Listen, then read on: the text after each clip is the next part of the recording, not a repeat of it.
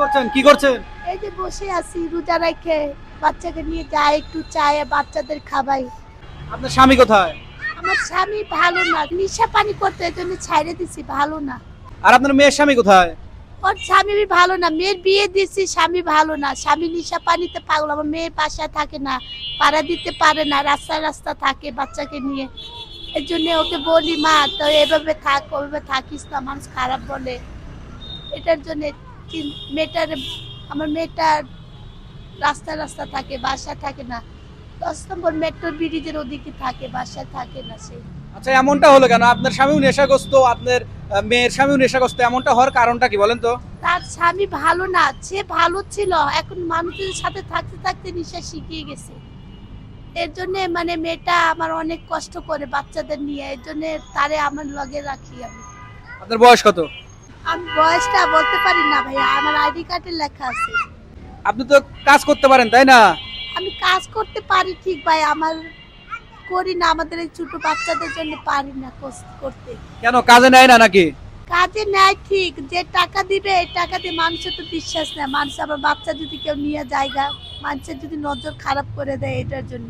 মানুষের কাছে তো চাচ্ছেন সুস্থ শরীরে, এটা করতে কি ভালো লাগে?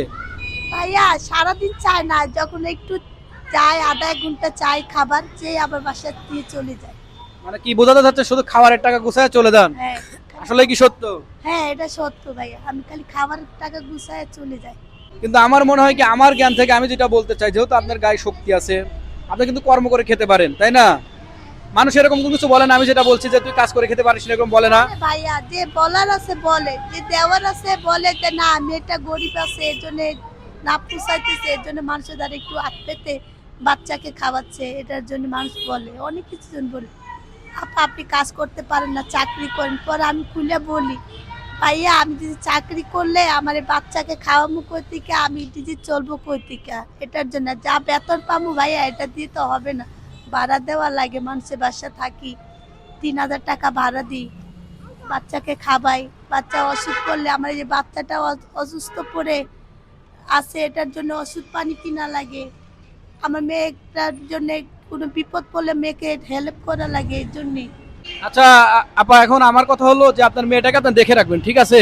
যত ঝড় আসুক, যত যাই আসুক, আপনার মেয়েটাকে দেখে রাখবেন। মেয়েদের আমি একটা ছেলে হারাই দিচ্ছি, মেয়েটারে জন্য হারাবো না, মেয়েকে আর নাতিনকে নিয়ে কষ্ট করাবি। মানুষ অনেকজনই বলে যে আপা আপনি চাইতেছেন, কোনো ভয় নাই, আপনি চান, কোনো খারাপ কাজ করেন না, খারাপ করতে যাইয়েন না, নাতিনদের পাইলে বড় করেন। আর মেয়েকে দেখবেন, মেয়েকে দেখলে মেয়েটা নষ্ট হবে না, রাস্তায় খারাপ হবে না, এটার জন্য চিন্তা করছি ঈদের পরে মেয়েকে একটা চাকরিতে দিয়ে দিব, গার্মেন্টসের চাকরিতে লাগাই দিব, বেতন হেল্পারিতে যাই পাব। ওর 2টা বাচ্চা পোলাপান নিয়ে আমি পালবো, পাইলা বড় করবো। আমি যতদিন বাচ্চার আছে বাচ্চা, আমি আবার আগে কাজ চাকরি করছি।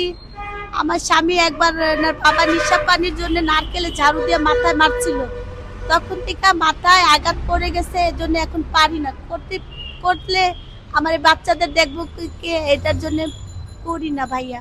আচ্ছা ঠিক আছে, আপনি ভালো থাকেন, হ্যাঁ, ধন্যবাদ আপনাকে।